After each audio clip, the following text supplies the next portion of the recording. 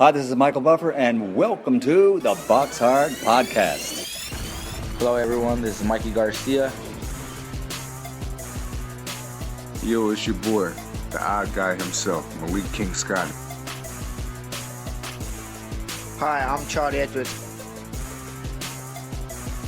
This is Fast Eddie Chambers, and you're listening to the Boxhard podcast with my main man, Joey Coastman.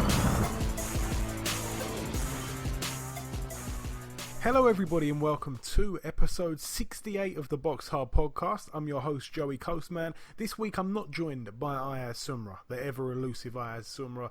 He's a little bit ill, so he couldn't join me today. So we wish him all the best in his recovery, but until then it's just me and you, so please stay with me. I'm going to try to whiz through this week's show. It's a bit annoying when you haven't got anybody to talk to bicker back and forth. It's a little bit difficult to do the show, but I'm going to try and get through it best I can. I've done it plenty times now without Ayaz, so yeah, we're going to start with part one. Part one is where we review the fights from last week. You should know that by now. We're going to start with a card that took place over in the Fantasy Springs Casino in Indio, California.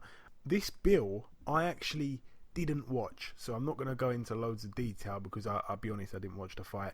Ayaz was supposed to watch this fight, and he did watch this fight, but he's not here to let us know what happened. So top of the bill over there, Francisco Vargas, the WBC World Super Featherweight Champion, put his belt on the line and his undefeated record on the line against Miguel Berchelt, who had a record of 30-1 with 27 knockouts. Francisco Vargas, we know he's a bit of a warrior, 23-0, 2 draws.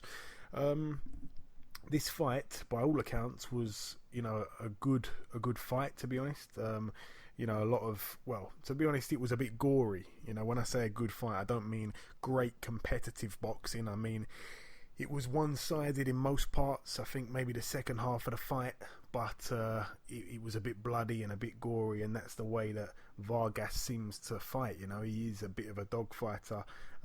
Obviously, being the champion, he came into this fight with a lot of confidence, but Vargas was cut on the bridge of the nose in round 3. That one was bleeding pretty heavily, and also he was cut on the right eye in round 4. So a lot of blood, as I say. I believe he was also cut again on his left eye from an accidental headbutt also in round 4, so a lot of blood flowing within 4 rounds. Ultimately, Miguel Berchelt actually stopped the champion in the 11th round. It was obviously scheduled for 12, being it a world title fight, and he was stopped standing, but it goes down as a KO with the California boxing rules. So Francisco Vargas dethroned Miguel Berchelt, the new WBC World Super Featherweight Champion. But a good result for him. Definitely one where I felt he was the underdog. But hey, it goes to show what I know. Also on that bill, Takashi Miura moved to 31 professional wins. He's of course got the 3 losses and the 2 draws. He took on Miguel Roman, who's a very experienced guy. 67 fights under his belt before this one. But it wasn't to be for him. Miguel Roman got KO'd in round 12. So very unlucky not to make the distance. But as the fight went on in the later stages, he seemed to decline quite a bit. Miura actually knocked Roman down in round 10, 11 and 12. He was counted out in the 12th round, obviously. So a KO win there for Takashi Miura. A good win for him. Also on the bill, Saddam Ali picked up his 24th career win with a KO in round 3 over Jorge Silva. Silva was down in round 1 as well. So a good win there for Saddam Ali. And that's really it for that bill. That bill, not too much going on that bill. But by all accounts, again, it was very, a lot was going on. It seemed to have more action, apparently, than the Carl Frampton bill, which we're about to talk about now, or I'm about to talk about now. This one happened obviously at the MGM Grand, Las Vegas, Nevada, USA. Top of the bill, I'm going to start with it. The Jackal Carl Frampton, 23-0, putting his WBA Super World Featherweight Championship on the line against the former holder of this belt, Leo Santa Cruz. Leo Santa Cruz, 32-1 with the 1 draw. That 1 loss coming to Carl Frampton. So he was here to avenge the loss. He was here to get one back. And hopefully, if he was to get one back, we will see a rubber match. And it was that way. Carl Frampton lost a majority decision over 12 rounds. That means, obviously, that 1 judge gave it a draw and 2 judges gave it to Leo Santa Cruz. The judges had it pretty close. I think one card might have been a little bit far apart, perhaps. I can't remember the judges' cards now, if I'm being honest. But yeah, the draw, I mean, I can't see that. You know, as much as I really wanted Carl Frampton to win, I couldn't see that. I didn't actually score it. I do score most fights, but I didn't actually score it, so I don't have a scorecard. But it seemed like as we were getting in the later rounds, maybe 8, 9, 10, 11, I just didn't feel the need to score it. I really thought that Leo Santa Cruz was actually getting more into his rhythm as the fight went on. I didn't feel that Carl Frampton's power was bothering him. It wasn't a good enough Carl Frampton, and it was a really good Leo Santa Cruz. He decided to use all of his physical abilities to get him the win. We didn't see him use them to his advantage in the first fight too much. But one thing I do want to note in that fight, in the middle rounds, say like 4, 5, 6, 7, Leo was actually landing almost only body shots, and this was a good idea. There wasn't too many body shots being thrown by Leo in the first fight. He was really targeting that body of Carl Frampton, and it seemed to pay dividends. Carl Frampton did look a little bit tired during the latter rounds. I will be honest though, I don't really like to score 10-10 rounds, but I did think there was a couple in the early part of the fight. I know people are criticising the Sky team, but I did actually have a couple of 10-10s. It was very hard. It was just, where there's like a round and like one punch may sway it, and you just don't know whether you can score that 10-9. It was just, they were so close. Some of the rounds could have gone either way, and I just had to give it 10-10. I think I may have had 2 10-10s, maybe 3, but they all kind of took place within the first 4 or 5 rounds. It was very close during those rounds there. Leo Santa Cruz was counter-punching and using his jab very well throughout the fight. No one necessarily dictating the pace more than the other one. They were taking turns in the center of the ring. Last 10 seconds of many of the rounds, Leo Santa Cruz would go all out and try to influence like a possible tight round to score in his favour in front of the judges. And Carl would actually do the complete opposite. He kept dropping his hands and slipping and evading everything that Santa Cruz threw. And to be honest, he was doing pretty well. He was doing well. And to the hardcore boxing fan, it's impressive. To be honest, rather than an onslaught of flurries of punches, I like to see someone dodge them all out the way. To evade all of them is very, very impressive for me. Even more so than the flurry that Leo Santa Cruz was putting together. But some of those punches were landing. Carl was evading them very well, but not all of them. And you can't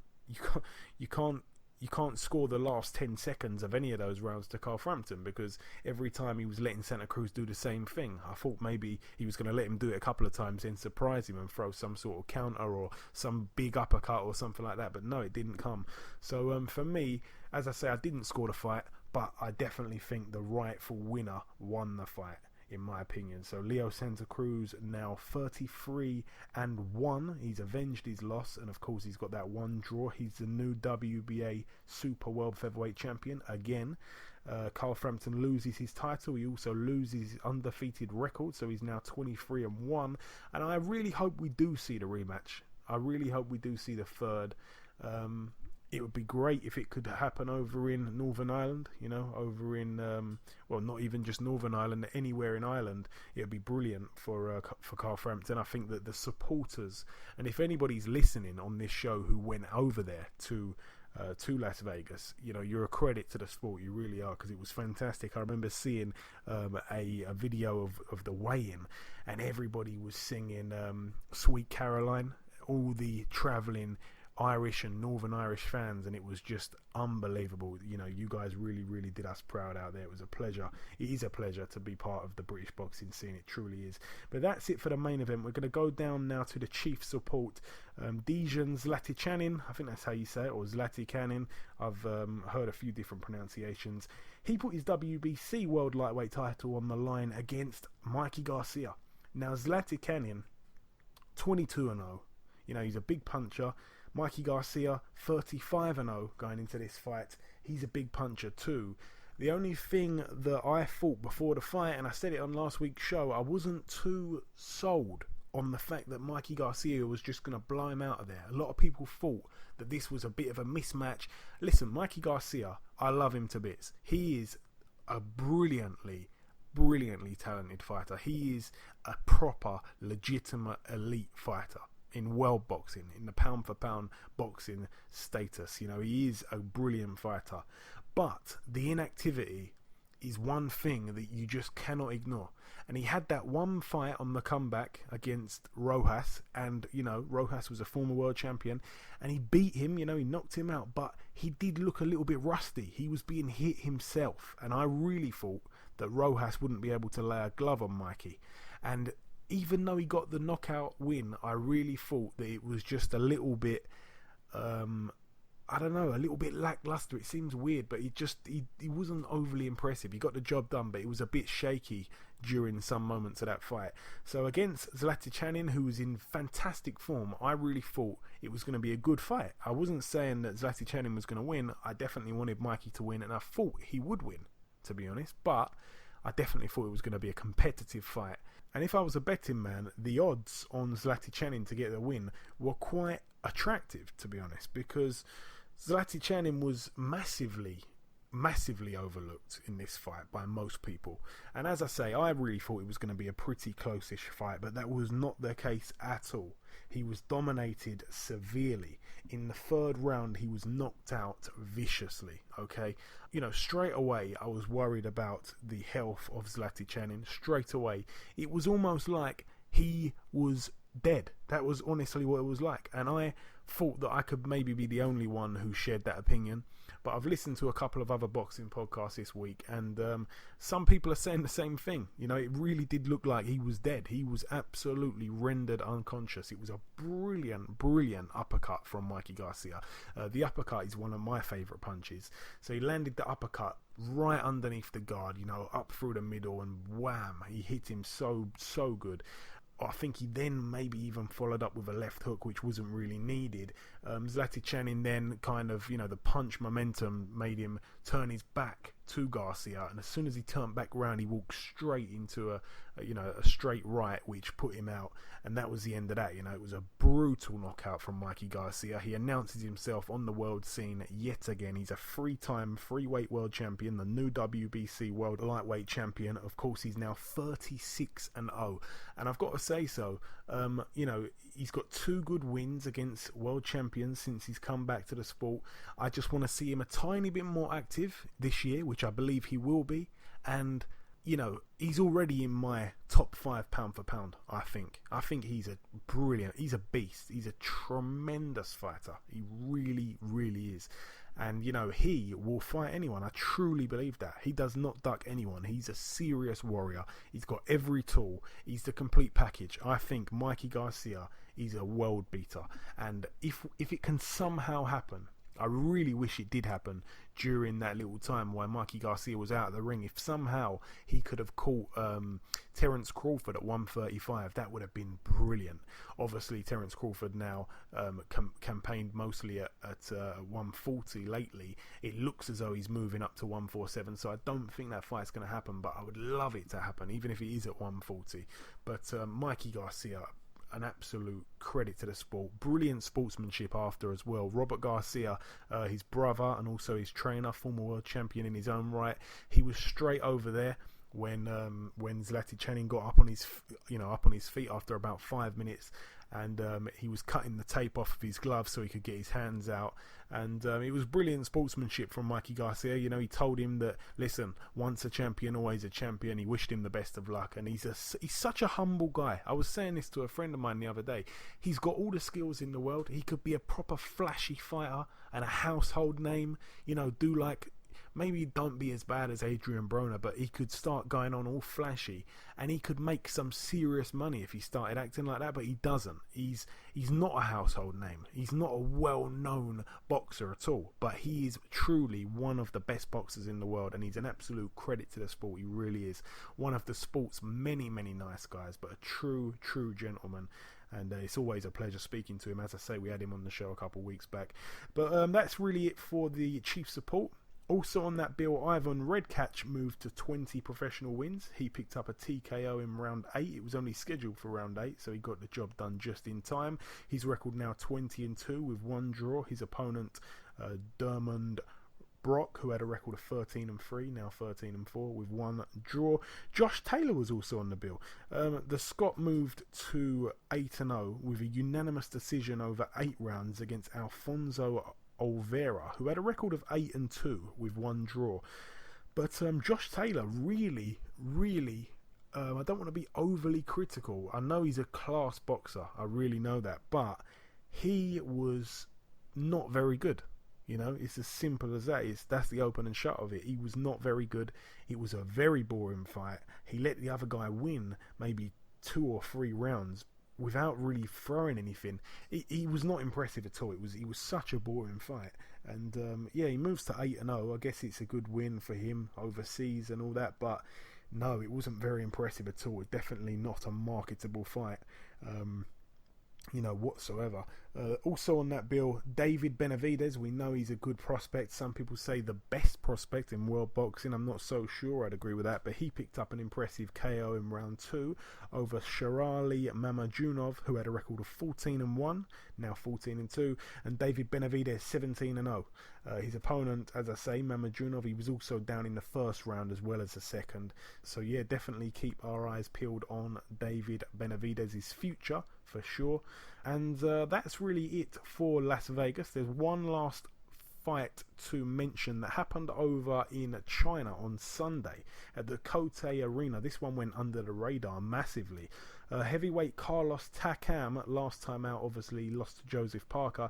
He put his... Well, no, it wasn't his title. It was actually a vacant IBF Intercontinental Heavyweight title. His record 33-3 with 1 draw. He actually picked up a win over Marcin Rakowski, who has a record of 17-4. This was a 4th round KO victory for Takam. Now we know Takam's a good, tough, solid fighter at heavyweight. His record now 34 wins, obviously.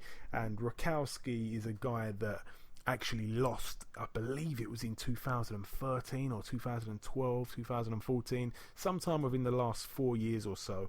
Rakowski actually lost, and I'm going to throw it back now, to Oliver McCall. Okay, he actually went on to avenge that defeat to Oliver McCall, but we know, God knows how old he is now.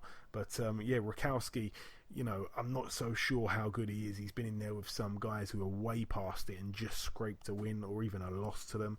So, good win there for Takam, I suppose. 34 wins now, as I say. And that's really it for the reviewing. There is no more fights to review.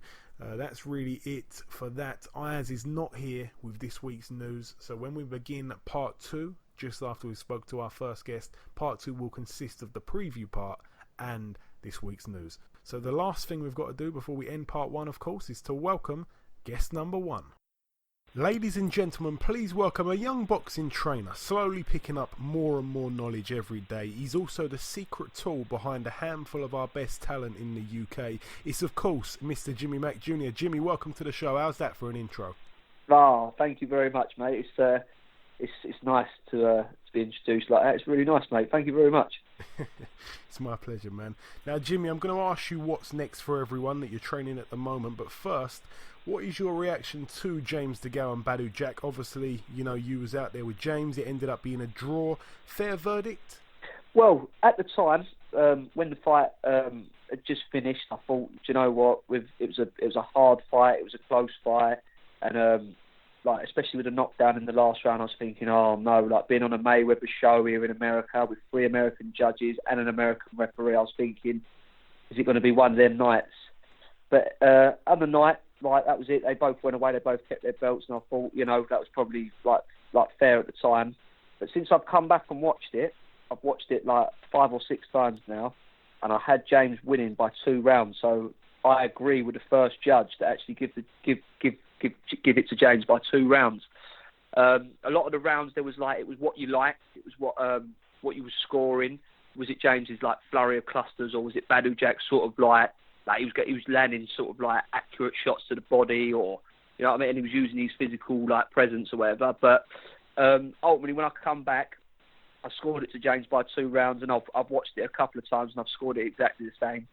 So, yeah, and then, like, people I'm talking to out, some people are going, well, you know, I thought that was a fair result, a draw. With the knockdown, I'd have had him winning. And other people have said, like, yeah, like, they thought, like, James should have still got the nod. I've had no one sort of come up to me and say they thought, you know, look, they edged it to Badou Jack or anything. So it's one of them ones, really. But the main thing is he's still IBF world champion. And that's the main thing. He's still champion of the world. Yeah, absolutely. And, you know, we know that James, you know, he's took on a nutritionist for that fight. We knew that he introduced a nutritionist to his camp. And we know that he looked in brilliant physical shape. Probably the best shape I've ever seen him in, to be honest. He still seemed to fade away during the mid-rounds, which we've seen him do before. When he does this, obviously he allows his opponent to win a few of them rounds, and it all ends up kind of finishing a bit nervy. You kind of don't know what's going to happen, especially, as you say, on these away cards that he keeps fighting on. Obviously, you see him train day in, day out. By all accounts, he's super fit. Why does he do that? Is it mentally? What is it? Why does he fade away? Do you know what? Mid-rounds? With the Dirrell fight, it was almost sort of like he sort of took his foot off the gas because he was sort of had the knockdown early, and you know, Dirrell come back into the fight, and he was very good technically. With the Medina fight, it was just a case of just like, with like all due respects to Porky Medina, James just basically felt he wasn't in his class, which is, you know, a dangerous move, especially boxing at that level. They're there for a reason, and he could just show when James wanted to put his foot on the gas, he could do what he pretty much wanted with Medina. And with the Badou Jack fight, what actually happened is he sort of got thrown off a little bit when his teeth come out. It was nothing to do with him fading. He was in the corner, and he rather than him actually saying to myself, do you know what? This is what I've got to be doing, this is what I've got to be doing. It was like, he's knocked my teeth out. How many teeth he knocked out? But how many though? Yeah, but Jim, how many teeth he knocked out? Don't worry, I've got them in my pocket. All right, yeah, all right, sweat. But so it was a lack of, it was sort of threw him a couple of rounds, like the teeth and all that, and obviously he sort of went towards him a little bit, and just sort of like basically played him at his own game, which was like mad at the time. But in them sort of fights, and like you sometimes do get dragged in, you ain't gonna have it all your own way.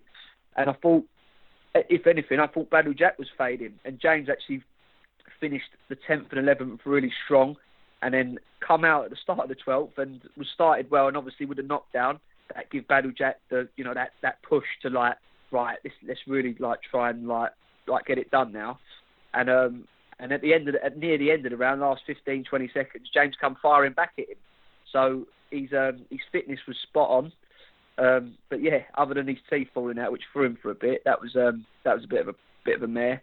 And another thing that was a little bit like, well, we didn't notice at the time, they was actually getting, Badou Jack's team was actually getting the official scores in between rounds. So Mayweather was actually telling him how he was getting on the scorecard. So he knew going into that last round that he needed a knockout to win. So I'm guessing, like, if we'd have known the scores, we'd have just said, listen, just go out and run. You ain't got to do nothing. Just go out and run. You've won it unanimously. So, yeah, it was just one of them, really. Jesus, yeah, that is bad. Obviously, after that fight, you know, Jack's vacated the WBC, which is a bit frustrating. I'm sure that James was probably not too happy about that. I know he straight away wanted that rematch. And from the American point of view, I've read a lot of people online from the US who are giving James some serious credit. You know, he did himself proud out there. He fought like a warrior. Again, in that 12th round, you know, no one saw that knockdown coming, and he was just.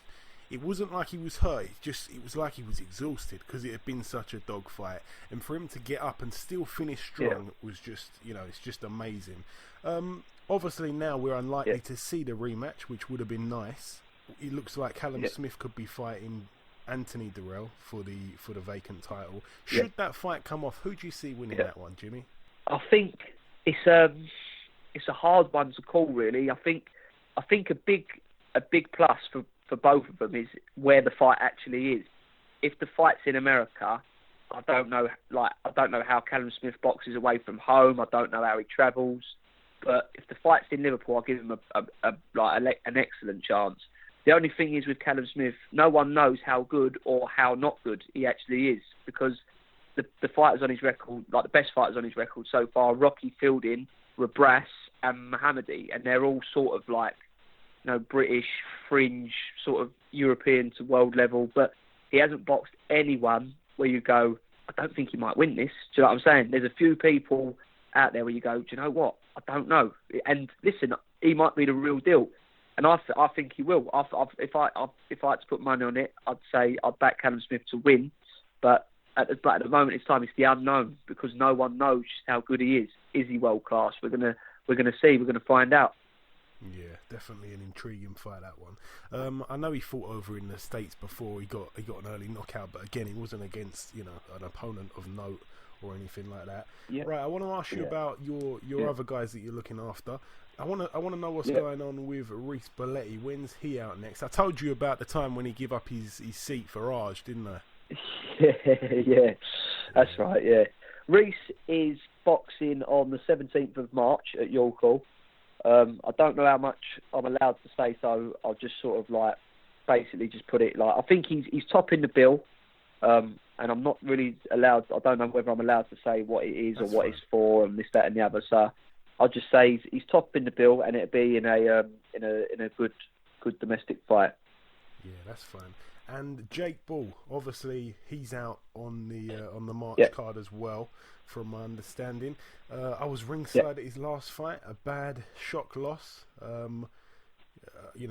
big upset knockout. It was crazy because the whole venue went quiet. You could hear a pin drop when that happened. It was such a shock. Yeah. And I mean, in a way, I'm quite happy that he's sort of wanted to get straight back out to try and get back to form, because he had some good momentum going at that point. So just quickly on the just reflecting on that loss, it come early, obviously first round, and now how quick he wants to bounce back in and get another couple wins under his belt. How's he doing? Yeah, do you know what, Jake's a good kid. He obviously going into that fight, we was obviously really extremely confident that at this stage of their careers that he's you can just you can turn up and beat these people, but that always isn't the case, as it showed on the night. Jake said before he spoke things through before with Eddie and stuff, and, looking at future plans and stuff, and was looking ahead as to what is down the line opposed to what is actually in front of me now. And at the start of the round, it sort of, it come out, it was pretty quick. I think Jake hit him with a good backhand, and he sort of wobbled a little bit, and he's jumped on it and tried to finish the job early rather than, really have a look at him and think, is he ready to go or whatever. He's jumped on him, tried to take him out early in style, and ended up getting caught with one himself. And obviously it went a bit mad. He ended up over the ropes and back in, and he got hit on the way over the ropes. So he should have maybe been allowed to get a bit of time to recover or whatever. But no complaints. He's back in now. He's back training really well, and we're just waiting to see whether he's going to have. He'll probably have a 6 or an 8 rounder just at York or whatever. And we're just waiting now. No opponent confirmed yet, but he's it'll be fine. He'll come back, and I'm sure everyone will see what he's capable of. Yeah, I definitely agree with what you said there. That was exactly what happened. People forget that. He hit him with a good shot, and he was in trouble. And I think I've seen Jake do it a couple times now. When he gets someone hurt, he jumps straight in, He doesn't really take his time. He literally just goes all guns blazing, And it's worked for him so far, but he got caught with a counter, and that was it. It all just turned. So he was quite unlucky there, but people forget that. So I just want to know about this other fighter you've got. You've got a guy called, I think his name, I'm going to try to pronounce his name properly, Florin Cardos. He's a guy that he's not known too much, but you say he's a good talent. Yeah, Florin Cardos, actually, we've had Florin for about, I'd say, it must be close to a year now.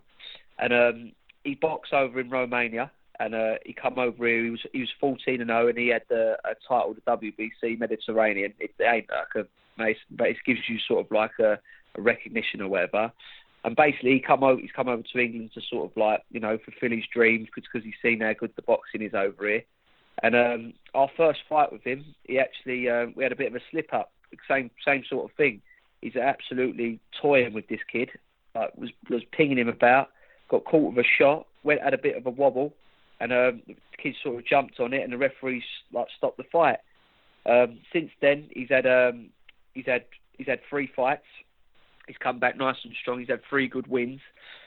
People don't know much about him, but he's a light welterweight. He's predominantly a southpaw, but he's an orthodox fighter as well. And he's a really, really exciting kid. He's got a big following, like being Romanian. He's got a lot of fans that come out to watch him box and whatever. And it'd be nice if he could, get a bit of exposure on a big show, because I know he's got the talent and the skill to do really well. This kid. It's hard for him, obviously, being over here from a foreign country like Romania to live in England, because I suppose promoters over here think, well, who is this kid, and what can he do, and like how many tickets can he sell, and this, that, and the other. But he really is a good fighter, and it's just exciting to see what's going to happen, really. So as long as he keeps winning, I'm sure people will start to find out about him. Brilliant stuff. Yeah, at the end of the day, we'll see. His actions will speak louder than his words and all that, and it will all come together in the end if he's as good as what he is. Final question for you now, Jimmy. I've got to ask you this. I'm asking everybody this, to be honest. A fight that's really caught my attention. Yes, mate. It's very intriguing. Anthony Joshua against Vladimir Klitschko. It is a very intriguing fight. It's obviously Anthony Joshua's biggest test right now. Up until now, he's not really been tested. His hardest fight was obviously the Dillian Whyte fight. And I think that fight's made him sort of go away and really think, I've got to do this, I've got to put this right, put that right. And since the Dillian Whyte fight, he's had everything his own way, really. He obviously beat Charles Martin easily. He boxed Brazil, beat Brazil easy. Then he's boxed Molina the other week, so he's obviously dealt with him easy. So since the Dillian Whyte fight, he's not been in a proper fight. This fight, I don't know how it's going to go, because Klitschko's not boxed for sort of 18 months since he's boxed Fury, and since then obviously Joshua's had 3 fights, so he's been active. That could be a big part in the fight, just Joshua's activity. But I think right now, the stages they're both at in their careers, I think the timing's right now for Anthony Joshua to beat Vladimir Klitschko, and I think Anthony Joshua will probably stop him between 5 and 8 rounds, somewhere there. It could start off cagey. Klitschko's experienced, he could get behind his jab, but Joshua just looks so fast on his feet, he lets his hands go, and I just don't know how Klitschko's going to take it, and I can't see anything else but Anthony Joshua winning in about 5 to 8 rounds. Okay, fair enough. Yeah, no, we're hearing mostly that, to be honest. A lot of people, I don't think we spoke to anyone on the show who gives Klitschko a chance really right now, to be honest. It seems to be a popular outcome, Jimmy. This is the thing with Anthony Joshua as well. It's a lot of pressure for him, because obviously people are saying, nah, you'll be all right. You'll smash him.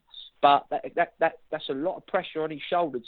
Don't forget, Joshua knows he's stepping up now to the big league. After this one, they're talking to Deontay Wilder, and even if Fury's back, so he's at that level now where he knows it's going to be tough.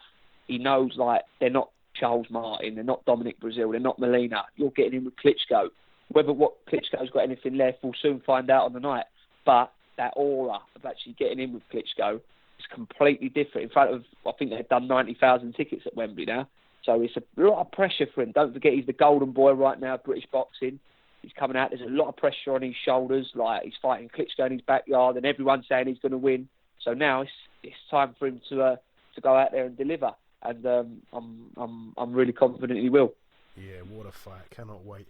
But listen, Jimmy, it's always a pleasure speaking to you, my friend. It really is. Thank you so much for giving me your time today.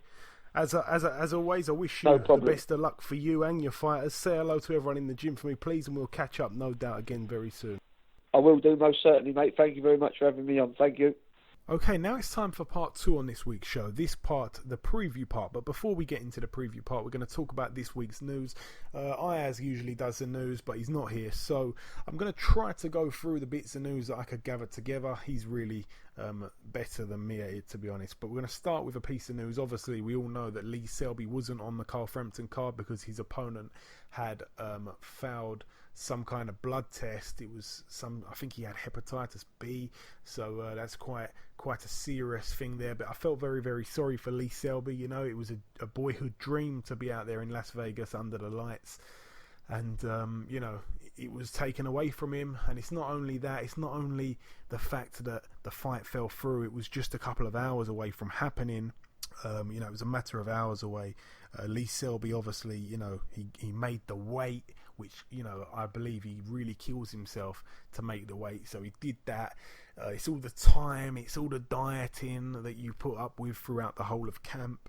It's the money that you pay your sparring partners that you bring in. And I feel very, very sorry for him. He's been quite inactive recently, Lee Selby, and it's not been his own fault. So obviously his last fight now was in April, which was on the Joshua Martin undercard when he took on Eric Hunter.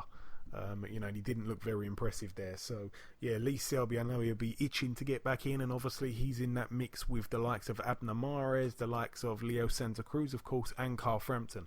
Me personally, I'd like to see Leo Santa Cruz maybe fight Mares in the meantime, and that'd be a good rematch. And also a fight here, over here for Britain, Carl Frampton against Lee Selby, and I think the winner should face Leo Santa Cruz. I think that would be brilliant. It really would. I think Frampton's got a good chance against Selby. I'd like Selby to win that fight, if I'm being honest, but I think that's a great fight for Britain, a real super fight, and that'd be a super fight that Eddie Hearn wouldn't be involved in. Not that I want that to happen or anything, or I've got any kind of agenda against Eddie Hearn, but yeah, that'd be a real super fight. And that's probably the only super fight that can be made in Britain without any of Eddie Hearn's fighters, off the top of my head. A really big fight, off the top of my head. If I'm wrong, you know where to tweet me. Also, what do you guys think? I'm going to ask a question here to the listeners. What do you guys think if Lee Selby took on if Lee Selby took on Carl Frampton, who wins that fight? Let us know at Boxhard Podcast on Twitter.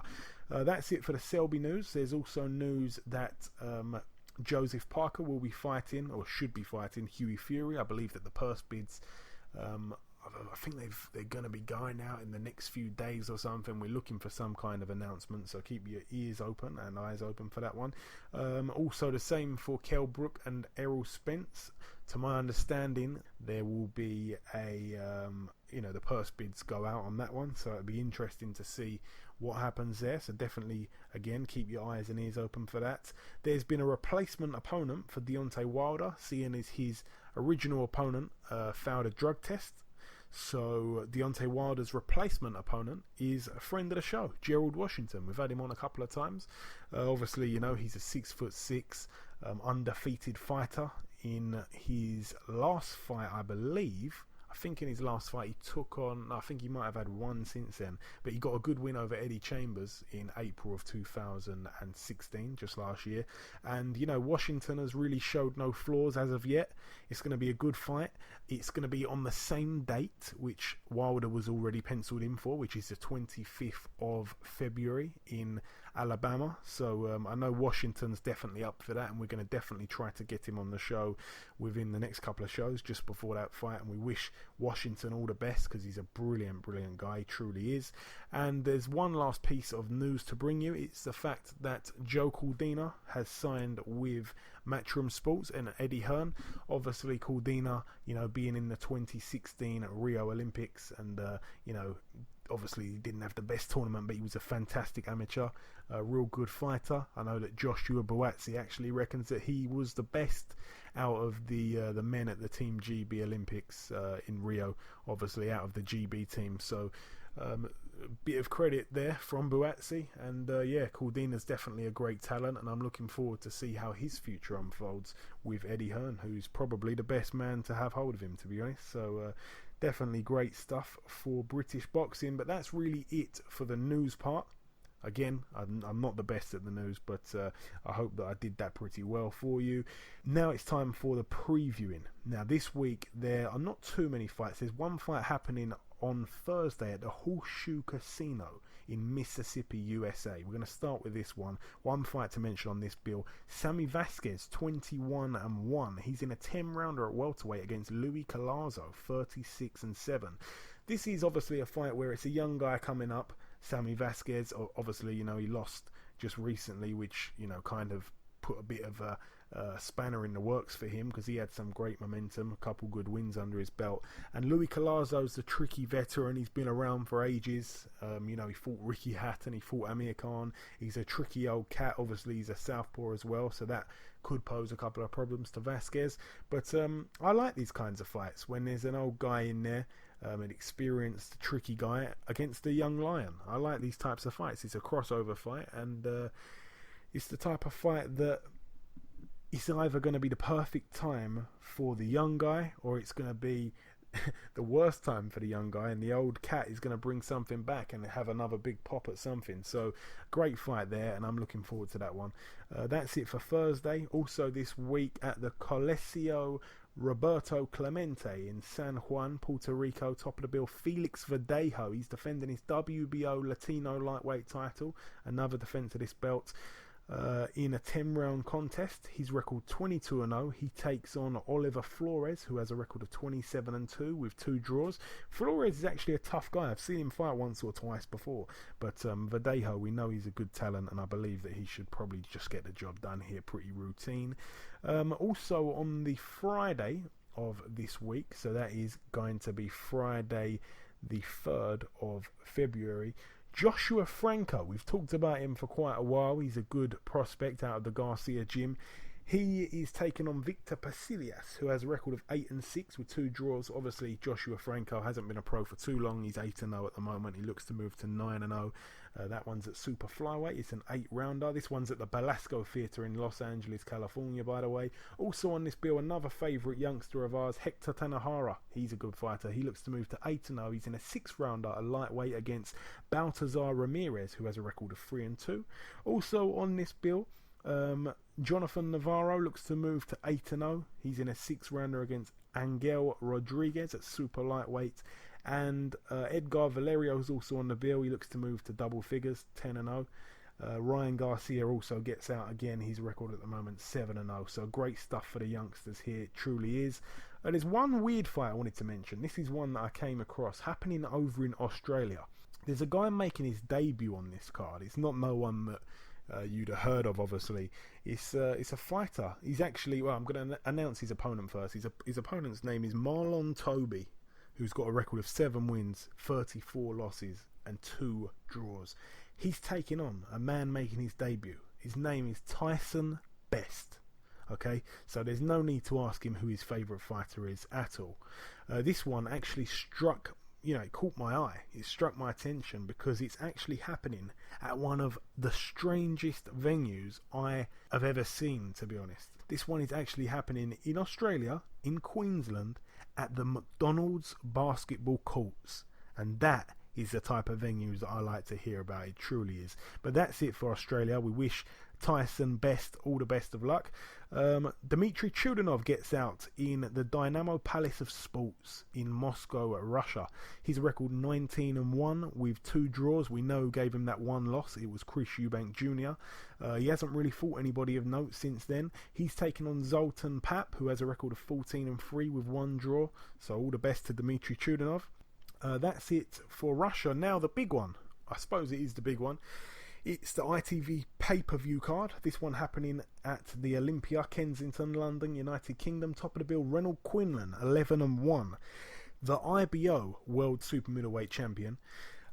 He's putting his belt on the line. Remember, you can make what you want of the IBO World title. You can say it's a world title, a genuine world title if you want.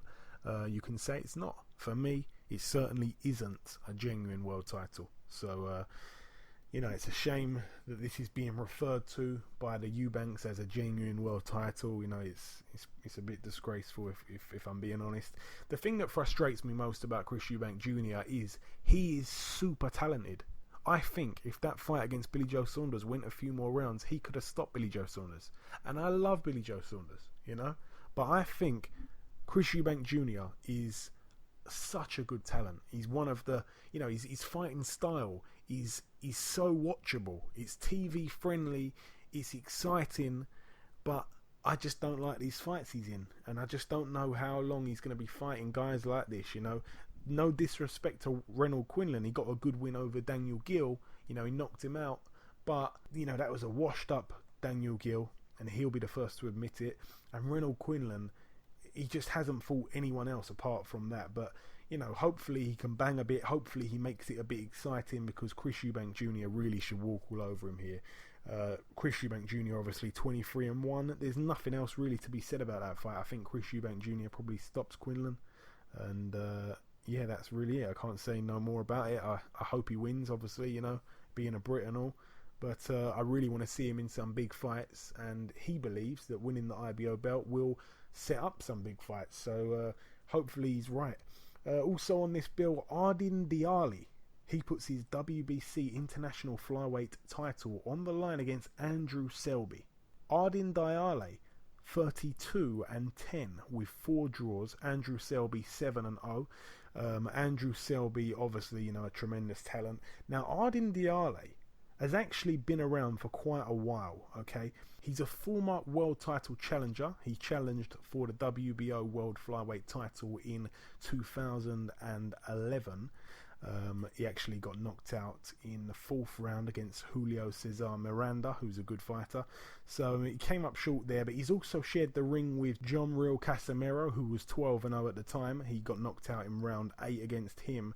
Dirrell Casimero, obviously, we know went on to be a good fighter. He's still a good fighter now.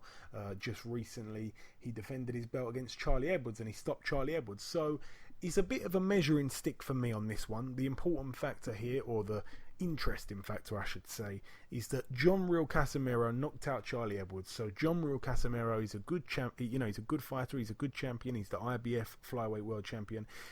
He got the job done on Ardin Diali in 8 rounds. If Andrew Selby can do it any quicker, then that's definitely a big statement. Despite that fight between Casimero and Diali being, almost 8 years ago now, but it still plays a part. It's still, it's still motivating. It's still interesting. If he can get the job done quicker than Dirrell Casimero, and then that definitely is a statement from Andrew Selby. A brilliant fighter. I cannot wait to watch this card, to watch him, to watch a couple of the other fights. I don't think I'm going to be paying for it though. I've got to be honest.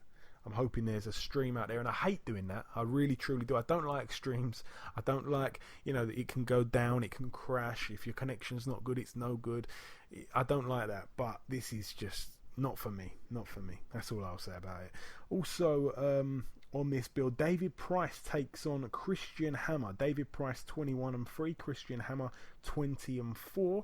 Obviously, when this fight got announced before, I said it's a decent fight for David Price, but we saw Fury, just play with Christian Hammer, to be honest. He could not get around the jab. He doesn't really fare up too good against Fury. He didn't, because he's so long and he uses his jab well. If David Price can use his jab well, I can't see him getting near him. But also Christian Hammer, if he digs in an overhand right, then we just don't know what's going to happen. So it's always intriguing when David Price steps between the ropes against someone who we actually know. Also on the bill, Kid Galahad, he's 21-0. He puts his record on the line against Joseph Agbeko. Joseph Agbeko, obviously the former IBF World Bantamweight Champion. So this one is a really good fight for Kid Galahad. I know that he wants to be moved quickly. I know that he's a tremendously talented fighter. He hasn't been back, though, for too long since his drug ban. So, yeah, he hasn't really fought anybody of note in that time, and he's diving straight in there with Agbeko. Obviously, Agbeko, he's got the record of 31-5. He's got those 5 losses, but he's never been stopped. Kid Galahad's not really a hard puncher, but Agbeko, he's got wins. He's got a few good wins on his record. Obviously, when he became the IBF World Bantamweight Champion, he defended it a couple of times.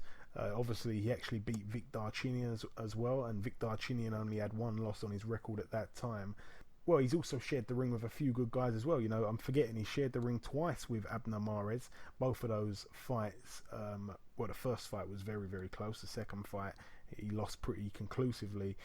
He's also been in there with Rigondo, so that one was for the WBA and WBO World Super Bantamweight titles of Rigondo. That one was in 2013, just looking at his record now. So he's been in there and mixed it with, the world's best talent. And he's come up short a couple of times, but he's also got some good wins. So this is a real, true test for Kid Galahad. And for me, it's the most intriguing fight of the card. It really is. So I wish Kid Galahad, also known as the Barry Boy, the best of luck in this one. It's a 12-rounder, obviously at featherweight, this one. Also on the bill, Adam Etches, 20-1. He takes on John Ryder, 23-3. This one's for the vacant IBF International Super Middleweight title. I absolutely wish the best of luck to both guys. We had them both on the show 1 week apart a couple of weeks back, so I've spoke to them both. If you haven't listened to that, you can go back on... I tell you what, you should actually go back on YouTube. Check out some of our podcasts on YouTube. They're exactly the same, but what I do is I actually upload, every episode goes onto YouTube after it goes out on SoundCloud and wherever else. And when I put it on YouTube, I actually, if you forward past all the rumbling and all that, you can actually skip straight to the interview, and the interviews are illustrated with a picture of whichever boxer I'm interviewing, so it's very clear and easy to see. So not a lot of people know that we're actually on YouTube, so you can check that out and just jump straight to the interviews. But yeah, a brilliant fight, this one. A bit of a trade fight, well, a bit more than a trade fight, to be honest. Both guys good fighters. Adam Etches, obviously, with the power. John Ryder, the boxer. Yeah, it's a good fight, and I really truly wish the best of luck to both men. They're great guys, always a pleasure to speak to both of them. They've been on the show before I last spoke to them as well. They're good servants to the sport, and it's a great fight. There's no disrespect. It's true good sportsmanship, and it's just a good fight. It's a true 50-50 in my opinion. Also on that bill, Jordan Gill, he gets out again. He looks to move to 17-0. Impressive fighter from the Ingle camp. It's a 6-rounder at super featherweight, this one. I'm pretty surprised, to be honest, that he's fighting a 6-rounder. He's already 16-0. Also on this bill, Chris Congo, he looks to move to 3-0. He's in a 4-rounder at welterweight as well. And that's really it for this week's fights, to be completely honest. That's really it for the previewing. So that's all the talking that I've done. I've had to do it on my own. If you're still with me, thank you very much. The last thing I've got to do before I end the show, essentially, and then part 2, of course, is to welcome our second and final guest. Ladies and gentlemen, please welcome the current British Flyweight Champion, the current IBF Intercontinental Flyweight Champion, fighting for another title on Saturday night. It's, of course, the talented Andrew Selby. Andrew, welcome to the show. Yeah, thank you for having me on again. Now, Andrew, you're fighting Saturday night on the Eubank Junior undercard against Ardin Diali. Now, Diali's a former world title challenger. Obviously, he challenged for the WBO title in 2011. Despite losing that fight, he knocked the champion down in the very first round. He's also lost to John Real Casemiro, the guy that stopped Charlie Edwards last year. Casemiro dispatched of him in round 8. Aside from that, Andrew, is there anything that you know about him as a fighter at all? All I know is just from YouTube, and it looks like he can bang. He looks a bit skillful. He's a good opponent, and that's what we want. We want tough opponents to bring the best out of me. Then. Yeah. I know that you do. And how's camp gone this time round? Camp gone good? Yeah, it's gone good. No injuries or nothing. Weight's fine. Had some decent sparring. Went to the Ingle gym up in Sheffield, did some sparring up there, so it's all been good, yeah. Brilliant stuff. And this guy that you're fighting, being stopped by Casemiro in 8 rounds, I know that you're not going to go in there looking for a knockout, but is it in the back of your mind that you'd like to get the job done quicker than Casemiro did? Yeah, of course. Well, I stood next to him today. We had a face-off, and I felt really big next to him, so I think after the weigh-in, I can refuel it and I'll be really strong because I'm feeling good now, and it's a day before the weigh-in. I don't feel weak. So hopefully I can get some good power shots off. But mainly I'm just open for the win in good style. Yeah, good stuff. Just looking good. Sorry, what did you say there? I cut you off. I just want to look good, basically, because it's on TV. Yeah, of course. Now, providing all goes well, how many more fights would you like ideally this year? A lot. I think they're going to keep me busy. My manager, Sanaga, I think he wants me to get a world title shot by the end of the year. So I'll be out a lot, I think. Okay. And, that's good because it's a good time for you, because I was looking today and I believe that the 2 governing bodies that have you ranked the highest, now, if I'm wrong, then please let me know. But they are the WBC and the IBF, and currently both of their world titles are vacant. So a lot could happen in the near future for you. So it's good. Times for you. I know. Both of them are vacant, but people are fighting for them soon. In the IBF, they got a good Filipino fighter for them. He's had like 39 and lost one. He's really good. And then the WBC, I think, is a good Mexican. So, but I fight any of the winners, and I fight Xu Shiming. It's just a matter of time getting my ranking up there, so no one can avoid me. Yeah, absolutely. And horrible luck for your brother last week. We said it on the show just a minute ago about how it was his dream to fight at Las Vegas, and the fight got cancelled just hours before it was set to take place. Heartbreak for him. How is he now, and will he be with you at your fight on Saturday? Well, I just got off the phone to him now, FaceTimed him. He's still in Las Vegas. He's flying early hours tonight, early hours for us. He's obviously gutted, but he's back in training. He had 2 or 3 days off. He's back in training, hoping to get a big fight within the next month or 2. And he's gonna fly to London. He arrives at 2:00 tomorrow, so he'll miss the weigh-in, but he's gonna stay and watch the fight, of course. Brilliant stuff, man. Brilliant stuff. Yeah, I'd imagine he's desperate to get a fight on as soon as possible. As you say, hopefully in the next month or 2. I personally wanted to see him. Obviously it's not going to be next because Frampton's going to need to rest up a bit. But I think the Frampton fight is a real good fight for Britain. It would have been perfect timing if my brother did fight, because my brother needs a good fight before he gets to the ring with Frampton, because he's been a bit inactive. And we was hoping he would obviously win that fight and then get a big showdown with Frampton. Yeah, it would have been good, but hey, it might happen in the near future. We have to wait and see. I've got to ask you your thoughts on Cao Yafai picking up a world title at super flyweight. Obviously, a guy that you fought a couple times in the amateurs. Do you see yourself moving up to that weight as well, by any chance, in the near future? Yeah, first of all, obviously, I want to congratulate him for winning it. He boxed really well. I watched the fight.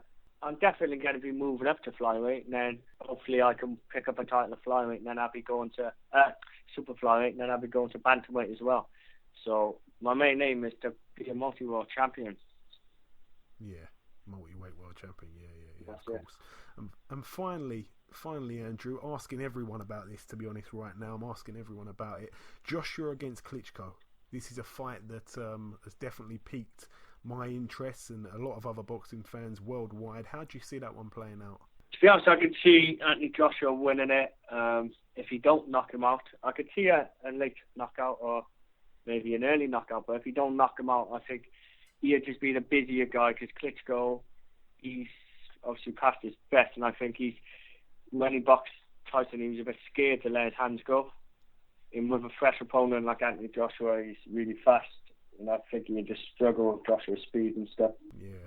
Now, most people are going with Joshua anyway, but again, a really exciting fight that we're all looking forward to. Klitschko, he has got the experience. He could take it into later rounds, but I just think Joshua is just another talent. Yeah. Again, such an intriguing fight. And finally, Andrew, I just want to give you a chance to thank anyone in particular, or any sponsors or anything like that, just before we let you go.